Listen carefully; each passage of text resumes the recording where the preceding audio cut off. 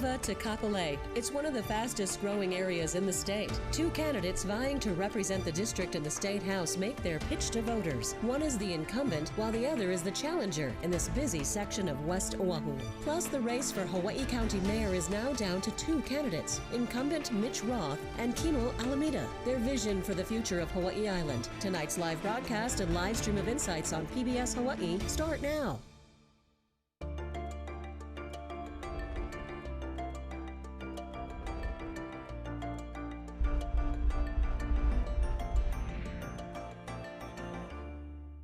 Aloha and welcome to Insights on PBS Hawaii. I'm Yenji Denise. The general election is inching nearer, and tonight we are sitting down with candidates for two races. Later on, we'll be speaking with the candidates for Hawaii County Mayor, but first we have the candidates for State House District 42, which covers portions of Verona Village, Eva, and Kapolei Fernandez Village.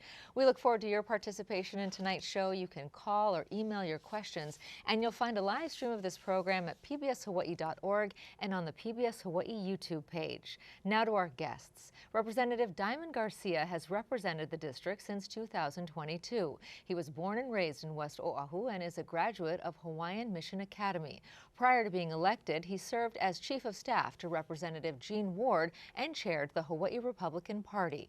Anthony Makana Paris was raised in West Oahu. He is a small business owner and graduate of Kamehameha Schools with a law degree from the UH Manoa's William S. Richardson School of Law.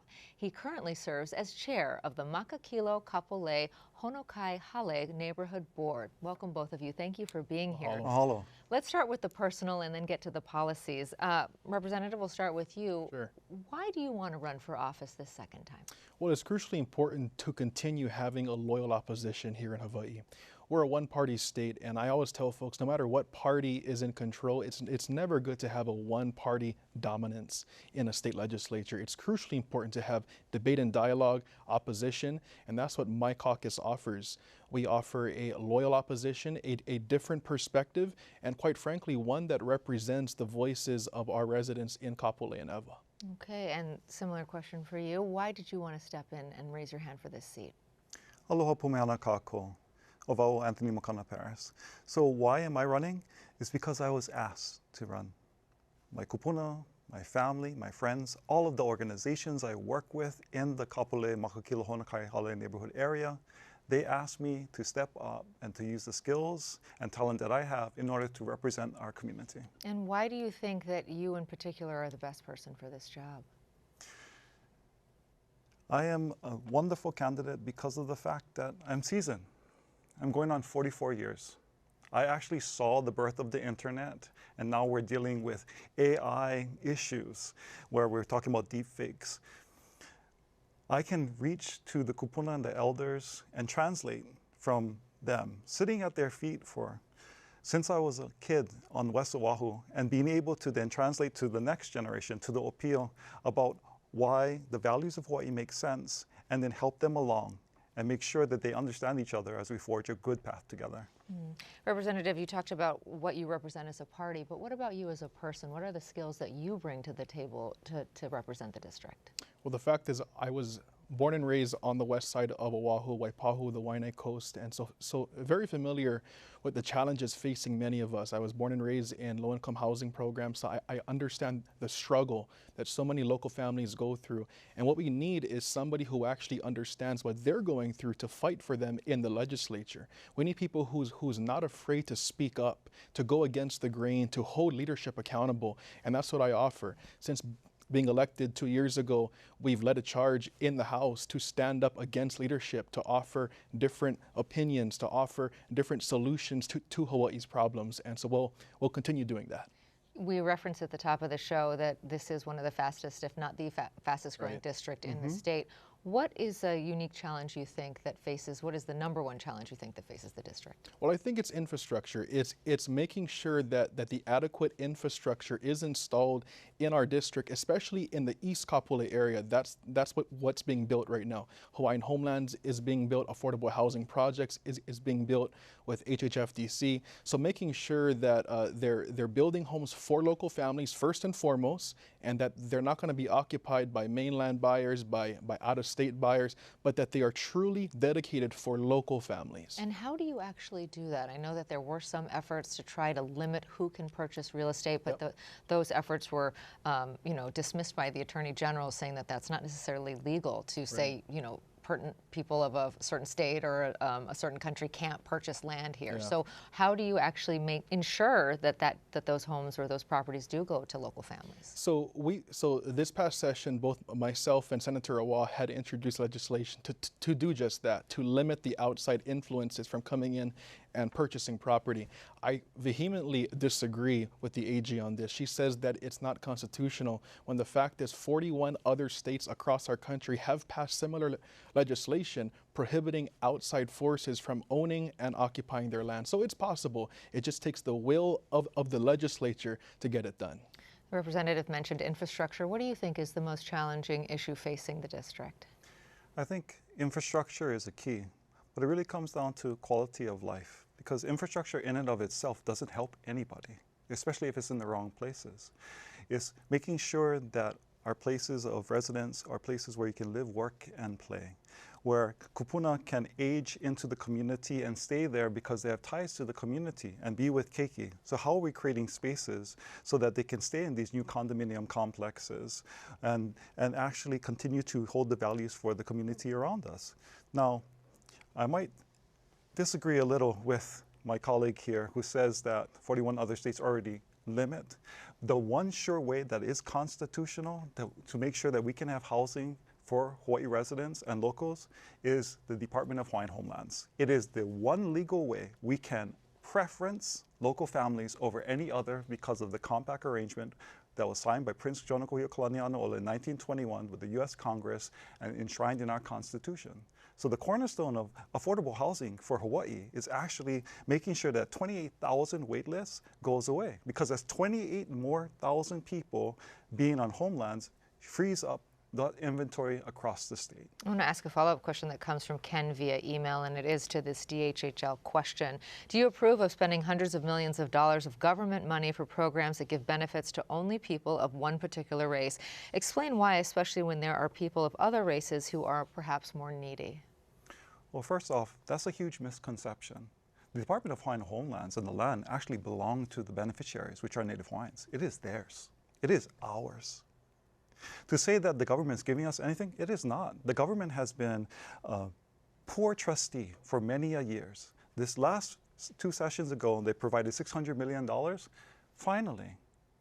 Finally, they're giving resources to the Native Hawaiians that actually belongs to them, because the lands in the Hawaiian Homelands Trust is part of the public land trust that belongs to Native Hawaiians, that goes back to the Hawaiian Kingdom days, and I'm recognized under American law that Native Hawaiians have never relinquished their rights. As a people, we're one of the wealthiest people in the world. The problem is we have a federal trustee, a state trustee, and the Office of Hawaiian Affairs all arguing with each other about how they should be helping us. That resources is the beneficiaries, which is Native Hawaiians. It is not a race-based program. What are your thoughts on DHHL and also to Ken's question? So first and foremost, thank you, Ken, for the question, but the foundation is unmerited because, like was mentioned, Hawaiian Homelands is a federal act that was passed in Congress in 1920, signed into law in 1921 by a then Republican Congressman Prince Kohio, who fought for the Lahui. And under 70 years of one-party rule here in Hawaii, the state has completely failed in fulfilling their duties to fulfill this Hawaiian Homes Commission Act. There's a wait list of 29,000 Hawaiians right now who's waiting and dying on a wait list. There's less than 10,000 leases that have been awarded in over 100 years. That's a massive failure. Now 2 sessions ago, that was a step forward in the right direction, but $600 million is not even close to what we need to fulfill the Hawaiian Homes Commission Act. One solution that I am currently looking at and will propose next session is simply this: turning lots of the military housing right now that's being occupied and or not being occupied, renovating them and then converting them to or back to Hawaiian Homelands. There's already infrastructure in place, and that can save our state a lot of money in building a new infrastructure. What are your thoughts on that kind of a proposal? Do you think that that is a viable option to reclaim some of that stuff, some of that property from the military? So under the work of then U.S. Senator Daniel Kahikina Kaka and Inouye, we got the first of right of refusal for any federal lands coming back to Hawaii to go to the Department of Hawaiian Homelands. So it is viable in order to use the infrastructure that exists in these lands in order to actually bulk up the infrastructure around and put housing for Hawaiian homelands, particularly since the 65-year $1 leases on Hawaiian land from Pohakuloa to Makua to Kahuku that the United States military is using for $1, not fair market rates, is coming up in 2029, and other leases and permit easements coming up from 2028 to 2031. So there's a huge opportunity here to work with the Department of Defense and the state in order to make sure that Native Hawaiians get what is rightfully due to them. I call it back rent. I want to give you this one from Rodney in Pearl City. He says, what are your plans for the unforgotten jewel in Kapolei, the Verona Village? So the Verona Village right now is in a state where the city has failed to actually fulfill its kuleana. There's over 40 kupuna that I know that's in their 80s and 90s that are still waiting for their allotment in Verona Village. Now, the issue is the lack of the new developer being able to access the sewage and water line from the city. That is the main infrastructure that's necessary for them to move forward in their plans. My hope is to see that opportunity for Verona Village to be able to work with the state, HHFDC, Department of Hawaiian Homelands, because right next to Verona Village is other acreage right on Kapolei Parkway, next to Kamakanali'i, where we can build out maybe 200, 240 more affordable homes, working with 2 development projects, economies of scale, being able to put in the appropriate infrastructure to build houses and renovate for the kupuna that's been waiting for decades. What do you say to Rodney? What are your plans for the unforgotten jewel in Kapolei, the Verona Village? Well, they truly have been forgotten. I was just talking to some former mayors in recent weeks about Verona. And they've been working on this for a long time. And finally, and just recently, a certain developer named Peter Savio has acquired the area, and they're working with organizations like Habitat for Humanity in building new homes for the residents there. So I have a good working relationship with Mr. Savio as well as Mayor Blangiardi, and I look forward to making sure that the promises which were made to them for decades and decades will come into fruition within these next few years. I want to ask you about homelessness. We have seen this across the state, and we're seeing an increasing amount of homeless in your district. Yes. What can the legislature, we know that the county is investing millions of dollars, the state is investing millions of dollars, yet you look at the point in time count and we are not seeing the change in the direction that people would like to see. What more can be done from the state level to address this issue? So first and foremost, we have to address the low-hanging fruit.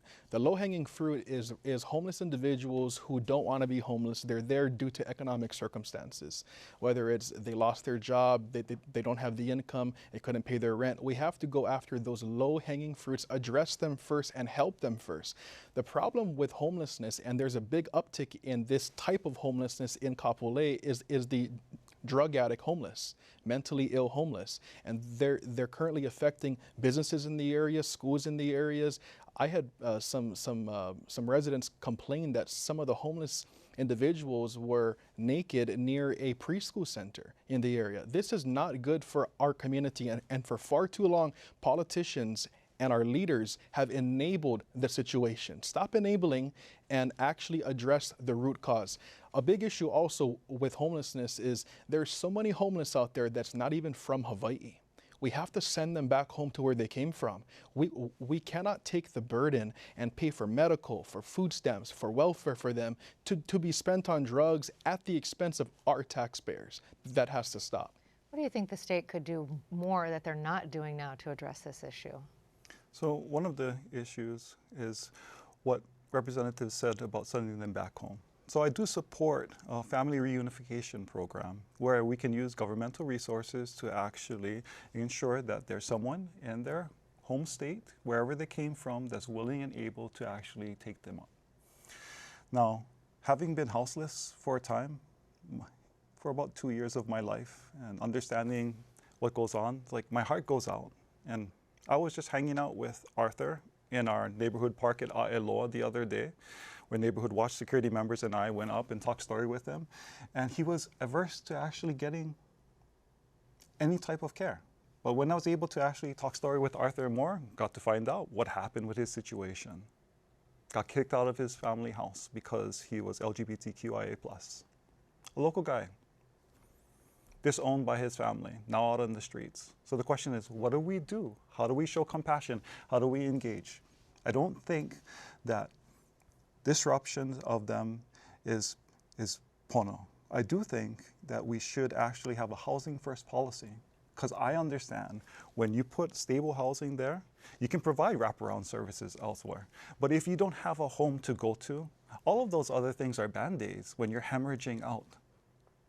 So it's not helpful if we don't actually get them a stable place to be. So we can work on kauhales like the governor has done, and we can do and ensure that in our new developments in our district, we put in places where we can have transitional homes and welcome them because we build them into our plan. Understanding that residents will have times when it gets out of control. The cost of living is out of control. Multiple families are living under the same roof.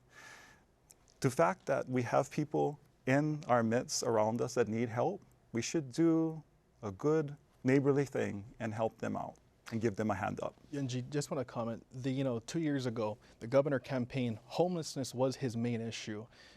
It's now 2 years later, and homelessness has gotten significantly worse. So the methods and strategies that's currently being used and implemented simply isn't working. We have to take a different approach. The vast majority of them who are not even from Hawaii need to be sent home immediately.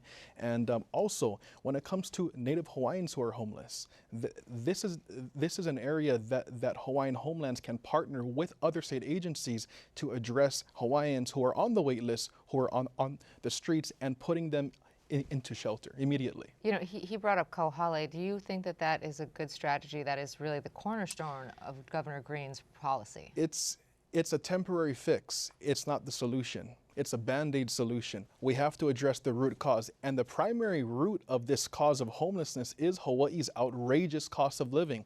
High taxation. We have the second highest taxation rates in the country. Overregulation of local businesses. This is ranked 50 in the whole country, Hawaii is, to start a business. We have to change our regulatory issues, and we have to drastically change our tax structure to bring immediate relief to local families who are suffering for decades. But we just had the largest tax cut in our state history. Yep. So do you think that it does not go far effect. enough? Okay. That happens over years. And so within 4 to 5 years, then will be the fourth lowest income tax state. But that's just income tax. Let's talk about the GET tax. The governor also campaigned on abolishing the GE tax on groceries, food, medication. He got into office, nothing happened. Our caucus has proposed this exact legislation for 30 years, since 1994 or 1993, to abolish the GE tax or exempt food, medical service, and hygiene products. This would give immediate relief to our local families. What do you think about the tax cuts that were passed, and do you think that more are needed, given that this was a historic moment for our legislature and for the state? I think the tax cut was an appropriate step. However, the problem with the tax cuts, from my humble opinion, is that it disproportionately benefited the wealthy because it was a percentage tax cut. So the local families are getting back hundreds of dollars, while the wealthy in our community are getting back hundreds of thousands of dollars. I believe comprehensive tax reform is needed. I've actually championed that. I've talked to people in the network, into our community and businesses. I think that our visitors and the wealthy and major multinational corporations should be paying their fair share. Now, the complicated about tax is that people only want to talk about one tax. They don't want to look at everything at the same time. How much you're paying at the grocery store, how much is your registration, what's your gas mileage. The fees and structures are all over the place. But when you comprehensively look at it, who ends up benefiting out of this is the people that knows the tax loops, the wealthy and the educated. So the mom and pops, our neighbors, they're the ones that are suffering the most. They're the ones that's been paying for decades into the roadways that we have, into the sewers that we have. While The investor comes in and gets appreciation on the property, and then they benefit off of it. But since they're not living here, they're not paying for the gas or road tax. They're not paying for the water bill. They're not paying for the electric bill. And So should there be higher taxes on, let's say, second income properties or things of that nature? I'm 100% that we should be taxed. I think we should actually have an empty home surcharge at the state level. So these people that are sitting on this property because it's part of their investment portfolio should not be benefiting off of all of the local people that's actually putting in the money for the infrastructure that allows them that rise in value. As a Republican, I would imagine that you don't agree, but tell us more. I'm very much open to an empty homes tax if it's targeted to those who don't live here. Now, there are local families who work so hard to have another property, to have a second home, and some of them rely on that income for survival in this crazy expensive state. And for those families, for those residents, no, it should not be taxed. But if they're living out of state, 100%. We only have a few minutes, and I want to make sure that we get to a few more of these questions. James in Eva asks, do any of these candidates have a plan to help decrease drug addiction and drug smuggling into Hawaii? We know that this is a statewide issue, but it definitely affects your district as well. Definitely. We are seeing an uptick in mental illness, and not just mental illness from drugs, but deaths, overdoses from fentanyl coming into our community, our state. My office has been at the forefront on addressing the fentanyl crisis since day one. We've held multiple town hall meetings to educate our public on the rise of fentanyl. I've introduced legislation to have all public schools and other areas have naloxone or Narcan in classrooms for our kids, because just recently there were these rainbow candy pills going around in public schools here in Hawaii. So this is an issue that's hitting home for us. But we have to address the drug smuggling, and fentanyl is now being cut in all kinds of drugs, meth, cocaine, heroin. So it's not just pills, it's in all sorts of other drugs. So we have to crack down and work with our federal partners. But a big part of this, Young Ji, is that open border. It's pouring into our country. It needs to be sealed so we can save American lives and lives here in Hawaii. What do you say to James and Eva on the drug issues facing our state? So I applaud the efforts of the representative. One of the things in Hawaii that I grew up with is the fact that adult use marijuana was normal when I grew up. It was in our communities. And when we had Green Harvest from the federal government and they came and they did the drug on wars, that void came in, and what took that place was crystal methamphetamine. Yep. So crystal meth came into our communities because of the fact that we as a society failed to regulate and the usage of adult recreational marijuana. So we created this problem with the drug on wars. We do expect that marijuana legislation comes up almost every session, and I expect that it'll come up again this session. Do you support legalizing recreational marijuana? I support responsible adult use recreational marijuana. It's an economic driver, and I want to make sure that we tie it to things like food production or to address social justice issues with Native Hawaiians who disproportionately are in our jails because of cannabis possessions, because they still use it. They still use it right now, but they go before the courts and they're the ones in jail while their other race counterparts are not. What are your thoughts on legalization? First and foremost, no one is being locked up for marijuana violations right now. Marijuana has been decriminalized a few years back, and even prior to that, no judge is really sentencing them harshly like they would back in the day. So that's just not happening right now. The fact is, as a representative, we must represent the voices of our community. And there's 20,000 Native Hawaiians that are incarcerated because of use of cannabis. So we're not going to forget about the fact. We're not going to forget about the fact that they're in jail because we're not going to look at history. Okay, so back to my point. Stop interrupting, Makana. Calm down. So the fact is, the vast majority of my district, when surveyed, over 70% of our district opposes recreational use of marijuana. From the people you talk to.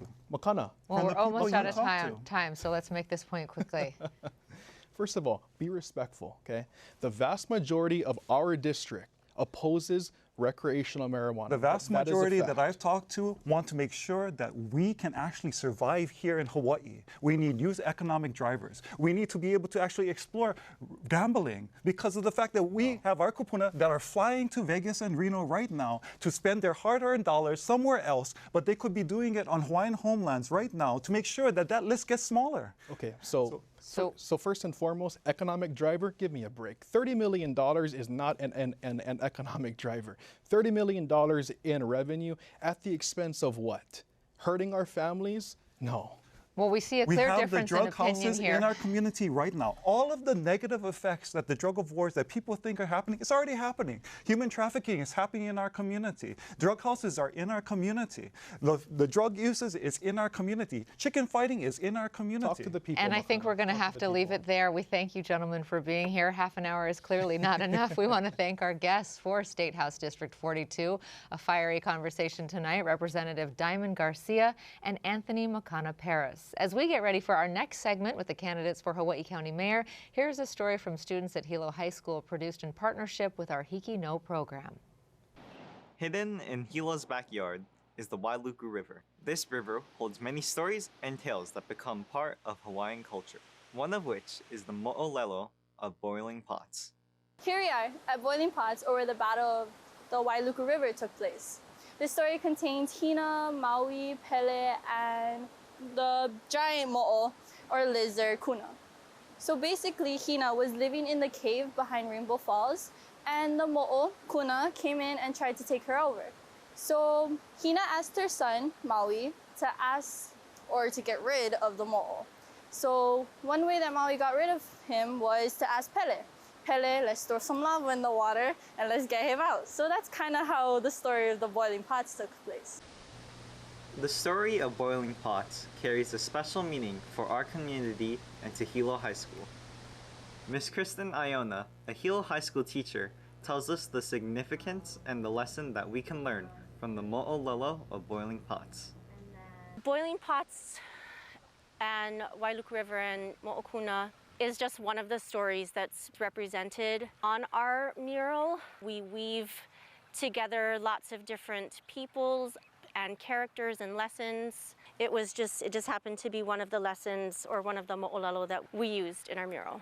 If you see the lizard eye, to me it's a reflection of how we can learn from it, from the ideas of forgiveness, loyalty, so much more, friendship, but also communication, looking at it by not seeing who is the bad person, is there a bad person?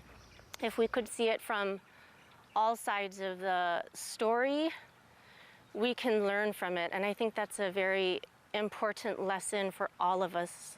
We are always learning from the lesson of Wailuku River and Boiling Pots and Mo'okuna and Hina and Maui. They are all teaching us all the time.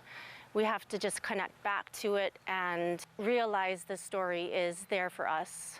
Boiling Pots basically starts a very big hidden gem because the water provides so much life, so much culture and stories that it starts. And the Boiling Pots Battle of Wailuku River, it started so many legends, mo'olelos of the Hawaiian culture, and it kind of just went all through Hilo. So that's a big hidden gem of this part. Boiling Pots may be known as a tourist spot to many, but its cultural significance will remain an important part of our identity for years to come. This is Nathan Margasa from Hilo High School for Hiki No. Welcome back to Insights on PBS Hawaii. Now we turn our focus to the race for Hawaii County Mayor. Let's meet our guests. Born and raised on Hawaii Island, Dr. Kimo Alameda earned his doctorate from the University of Nebraska-Lincoln. The father of 7 previously led the Hawaii County Fentanyl Task Force and was also the executive director for the Hawaii County Office of Aging. Mitch Roth was elected mayor of Hawaii County in 2020. Prior to this, he served 8 years as Hawaii County prosecutor. Mayor Roth is a graduate of UH Manoa and has a law degree from Whittier Law School. He lives in Hilo with his wife and is a father of 3. Thank you both for being here tonight. Mayor Roth, I want to start with you. It's a big county and there's a lot of issues facing it, but if you had to distill it down to one, what do you think is the biggest challenge for your county right now? Ooh. A lot of things. You know, we've been focusing on sustainability, which to me means the ability to allow our kids to raise their kids in Hawaii, and so on. Biggest issue there is housing, and housing hits everything else. And so we've really been focusing on housing for the last 4 years. Yeah, all roads do seem to lead to housing. Dr. Alameda, what do you say? What do you think is the biggest issue facing the county? I agree with Mitch. I also think it's quality of life. I mean, everything kind of comes down to quality of life, right? If you're having a difficulty making ends meet, you're getting stuck in traffic, if there's a sewage spill and you can't swim, at the end of the day, it's going to affect your quality of life. So, and every community is different, and every community has a little different challenge. So, but at the end, I'm running to try to improve our residents' quality of life. And what do you think in your personal or professional background makes you best suited to take on that kind of a challenge? Well, I think all of my life experiences have kind of led up to this point. I've worked in the state for 15 years, Department of Health, Department of Education, school teacher. And then I worked for the county, I worked under Mayors Billy Kinoy and Harry Kim. I was the executive for the Hawaii County Office of Aging, so I understand county. And then I went in the private sector. I worked for a federally qualified health center. So that's, I bring 3 branches of government kind of to the table. And I think, that's the kind of leadership we need. It's about relationships, and I have the skill set to bridge the gaps, if you will. Mayor Roth, what in your personal experience and professional life do you think you bring to this job? Yeah, so for most of my career, I've been a prosecuting attorney, and I started some things like community-oriented prosecution, which is really building partnerships to solve problems. And we've done some pretty amazing things in that role, whether it was the Weed and Seed. We had one of the most successful Weed and Seed sites in the country. We had our first restorative justice program that really actually made a difference. And I have the experience of trying cases and being able to take on things that people didn't think could be done. For example, the Peter Boykema case. We've taken that same level of problem solving and partnershiping to work on county issues, whether it be permitting.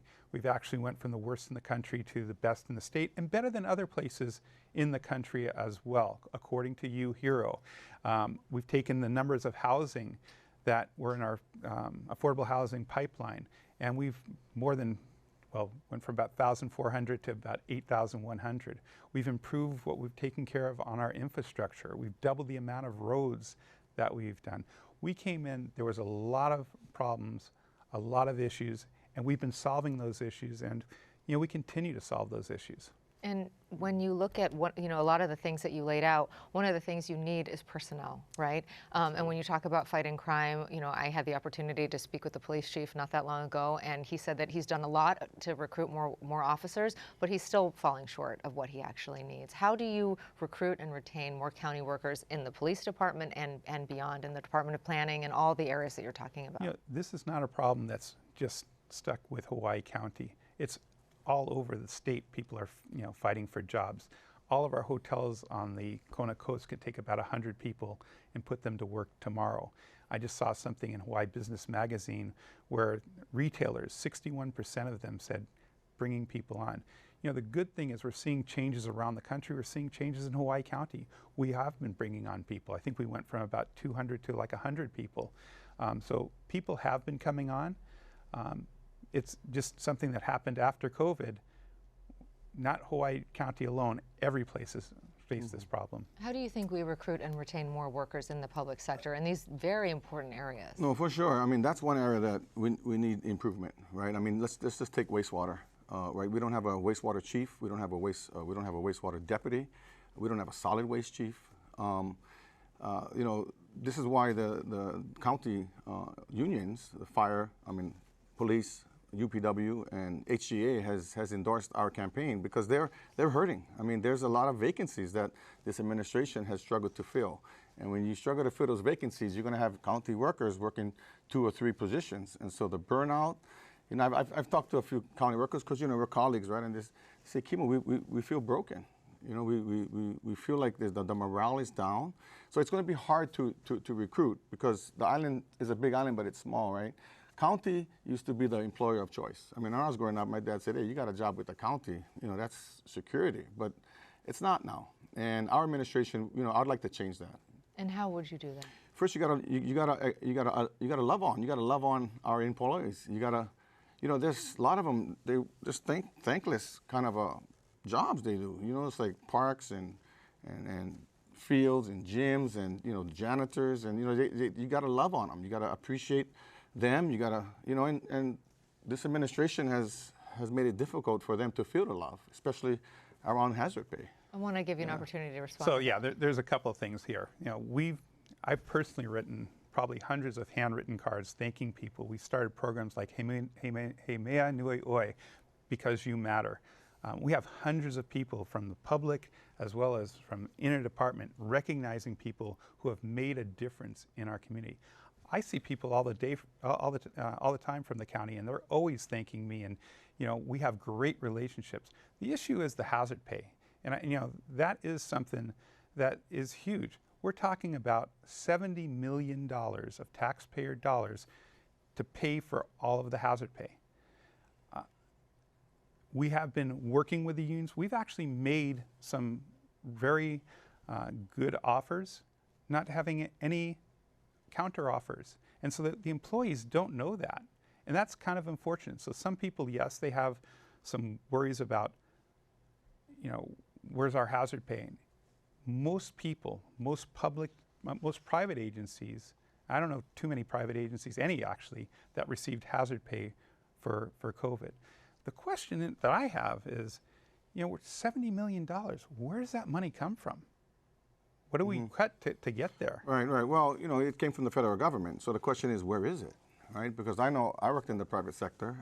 You know, as the CEO of a health center, we've got hazard pay, and we distributed it accordingly. Now I know Mitchell said that our county was the safest in the state, but you know who made it the safest in the state? Our county employees. They risked their lives to make it the safest in the state, and it's also contractual too. So, you know, that's the kind of relationship right now that is becoming an issue for the county. Well, what about his question of where the money comes from? You know, 70 million is quite a bit of money. Right. Well, we understand that it came from the federal government. I mean, there's an allocation for it. So the question is, where is it? I mean, I was told that it was there. Was it misspent?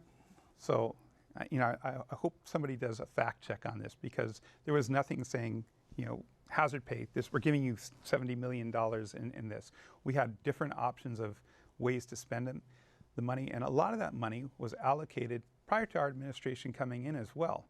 So is it possible that that could have happened? Yeah. The question of hazard pay didn't come up until way later down the line, not at the very beginning. So there isn't this federal monies that's sitting there for hazard pay. You know, that's just misinformation that's going out there to the communities. Let's get to some questions here. Tom in Hilo, and I'd love for you to take this one. Dr. Alameda, what are you going to do about the high crime rate in Hilo? This is from Tom, who lives in Hilo. Right. Well, you know, we talked about it a little bit earlier. You got to fill those vacancies. Our police department has a lot of vacancies, so you need to fill those vacancies. We need to work with our community. You know, community members need to also work with the county to help provide surveillance. So Hilo, there's a problem, right? And you know, there is a homeless situation too. And you know, speaking of misleading, I think it's misleading to say that there is a decrease in homelessness. I mean, there might be a point in time count that suggests that, but it certainly doesn't feel that way. It's also a little misleading to say that our permits is 28 days. And to say that we went from last in the nation to first in the state. I mean, basically, all the counties were last in the nation. So we went last in the nation to fourth last in the nation. You know, being the best of the worst is not something to brag about. You know, we are hurting. And so all this kind of translates to, again, to quality of life. And so when Tom's a little bit worried about a crime in Hilo, he should be. Yeah, what do you say to Tom in Hilo? So, you know, if you take a look at Hawaii, and I was the prosecuting attorney for many years, and I was a deputy prosecuting attorney, we look at crime. And violent crime, we're one of the lowest in the nation. We have had some issues with property crime, but we've had issues with property crimes for many years. When I was prosecutor, we were holding about 400 people at the Hawaii Community Correctional Facility. After COVID came, we had to decrease the number of people there, so now they can only hold about 200 and something people. That's an issue. We've worked on ways to bring down crime as a prosecutor. I think that's important. I want to just touch on some of the things that Kimo said. You know, last year at the end of the year, we were down to about 28 days average from the time you put your permit in until it came out. We had some issues this year with some software. We hope to be back there again. You know, if you look at our permitting system, Hawaii County issues more permits than any other county in the state. UHERO just did a study on that. You know, when we came in, the amount of permits that were being issued was like 619, 615 in the 2 years prior. The 2 next years, we issued, and these are for housing permits, about 800 and, I forget the numbers, but both of them were in the 800s. 2023, we went over 1,000 permits for housing. So, you know, we are doing better than other places, and we are still getting them out a lot quicker. Are we perfect? No. We're still working on I haven't heard anybody who got their permits in 28 days. I want to let you follow up also on something that he mentioned, and when it comes to homelessness. Homelessness statewide is not doing well, but Hawaii County is somewhat of an outlier. We have seen improvements there, but what he's talking about is how people feel about that issue. Sure. Right? And so even if the numbers are getting better, there still is a feeling that this is still a very large problem in our community. Sure. You know, when we came in, we started looking at ways of making a difference. We brought people together. We came up with a 13-point plan. We started funding that plan, and we're starting to see changes. Yes, we had over 1,000 homeless people. We had a 28% decline according to the last point in time count, which was the largest in the state and among the largest in the nation. We still have people who are coming from other places. We still have people who have severe mental health issues, and those are the people oftentimes that don't want to take services. 2 weeks ago, I think about 2 weeks ago, we opened up with the Salvation Army a place for people to stay, and we've been taking people and putting them in there. You know, we are not unlike any other place in the country as far as homelessness, but we have been making a big dent, and we will continue to make a dent as we go forward. I want to get to this question from Jim, asking, what is your position on the Pohakuloa military base? We know these military leases are coming up. We know that this is really the state and not necessarily the county, but the county, of course, does have a voice in that. What are your thoughts on Pohakuloa? Oh, sure. I mean, we had the discussion, you know, prior to our debate here. First of all, the $1 a year, I mean, that's a big issue, right? So we're definitely going to have to renegotiate that. I also want to see an audit. I want to do an audit and to see, you know, like what kind of income do they generate for our county? You know, because any relationship like that with the military or even with, you know, the telescopes on Mauna Kea right across the street, I mean, we need to see the benefit that's coming back to our people. So. Yeah, you know, I agree we need to renegotiate. The state needs to do that. But I think we also need to understand that there's a lot of things happening in this world, and probably one of the biggest threats happening right now is in the Pacific. When you talk to the military, we just had a futurist today at one of our conferences talking about the possibilities of things breaking out there. And so having the military here is very important. It's not like Hawaii will never be attacked. We have been attacked before. And so we have to make sure that we have places where people can train and be ready. You know, there's a question here actually that I would really love for you both to address. Mr. Mayor, I'll start with you. This comes from Ted. Hawaii County has tens of thousands of cesspool, and the plan to fix our water is a mess. What would you do to improve the water situation on the Big Island? This is statewide, of course. It's a problem that is an environmental, you know, disaster, but at the same time, it is so expensive to fix. What do you say to Ted and others who are concerned about this? Yeah, so we've actually been working on this. We put together a bid for the Gila wastewater. It was supposed to be opened a couple of weeks ago. There was a challenge on it, and so that's actually finished. It will open up in the next couple of days, maybe even tomorrow. As far as the cesspools is it's a huge problem. When we had our consultants look at this, just for the district of Puna, we're talking between $4 and $12 billion to solve that problem if we were to set up a wastewater system or have people. So we've been going to the community. We've been showing the community the different options that we see. We've been working with communities to help them, like Puako. We're coming up with a public-private partnership with them, figuring out how they can tie into another line and stop polluting our oceans. It is something we are diligently working on, though. Let me chime in here. So it's a big issue. I mean, I I've talked to folks. That's one of the biggest issues. In fact, that was the incumbent's priority coming into this 4 years, and it's at the third year, and only now the bids are coming back. And I said in a prior debate, I said, you know, it's 170 million. It's going to be 250 million. The bid came back $350 million. Now, I know Mitch talked about, you know, it keeps him up at night because one earthquake away from a major environmental disaster. But I tell you what, it's not like we're waiting for an emergency. We are in the emergency. And what bothers me is that, like our administration, we would have a plan because you know that it's going to rupture soon, someplace, right? So you got the pumps, and then you got, I'm talking about Keaukaha, right? So like I would be there, and I would look, and I would bring my team, Civil Defense, I would bring Army Corps of Engineers, National Guard, Corp Council, I mean the Water Department. I'd say, hey, where is the likely break? And if it's going to be there and it's going to be there, then let's build a ditch or something. Let's not wait for it to happen, because there's 3.5 million gallons of sewage a day. Now, what is 3.5 million gallons of sewage? Our Olympic pool has 500,000 gallons, okay, of water. So that's 7 swimming pools of sewage a day that would continually flow down to Keaukaha and put our residents at risk. Yet there is no plan to address it. And this can happen tomorrow. That's very concerning. And I think that's wrong too. I think we do have plans to do that. As far as the time it takes, the plans that we've made for this new facility would be about the size of this desk and about this high. They don't happen overnight. We had to, you know, bring people in, but they happened a lot quicker. They were built a lot quicker than it usually takes. So to say that that was our number one thing when we took office, that wasn't the number one thing. It was something that we learned about when we came into office. Housing's been the number one, but when we saw it, and we've been down there, I've taken senators down there, representatives down there, the Army Corps of Engineers. We brought everybody down there to take a look at that. Well, we need a plan now, and we don't have a plan.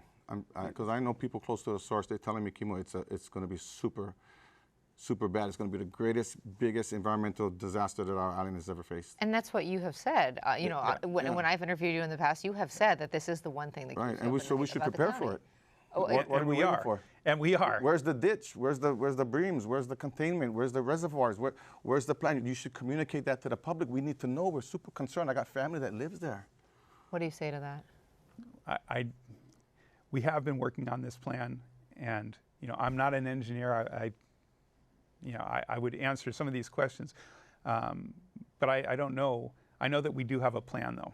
Okay. What exactly that plan is. One of the things when the last time that you were both on that you had said is that that the mayor's job, that there are a lot of things that you have started that you want to finish. So what is your best pitch to the voters as to why you need to stay here to finish what you've started? What have you started that you want to see through? Well, we've been working on housing. We start this 1,243 in the pipeline. We're up to 8,100. We are about to see 2 big facilities, one above Costco that's going to open 100 housing units there, one across from the University of Hawaii, another 100 housing units there. We have a whole bunch of these things that are coming on. We started working on the permitting system, and despite what Mr. Alameda says, we have been making a lot of great progress there. And by the end of the year, we should have a lot more. We've been working on different issues with our infrastructure. We took over a lot of things that were in really poor conditions. We had to take down a gym in Papaloa. We're about to build that gym up. We have taken our Parks and Rec maintenance budget from $450,000 to now $6 million. So we're able to build things like pickleball courts. We're able to take care of our environment. We're working on energy.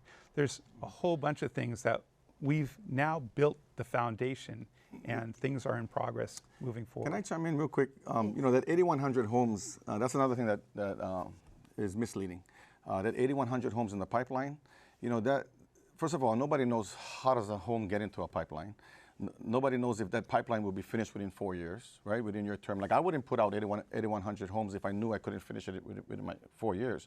Those homes are homes that were part of the plan 2-3 administrations ago. So to say we have 81 homes in the pipeline is 8,100 homes in the pipeline, super misleading. because I went online and I looked, I just kind of like randomly, and I picked the project. It was Laiopua. And I looked, okay, 400 homes, part of the pipeline. The problem is they have no water. So it's going to take 6 to 10 years to actually finish.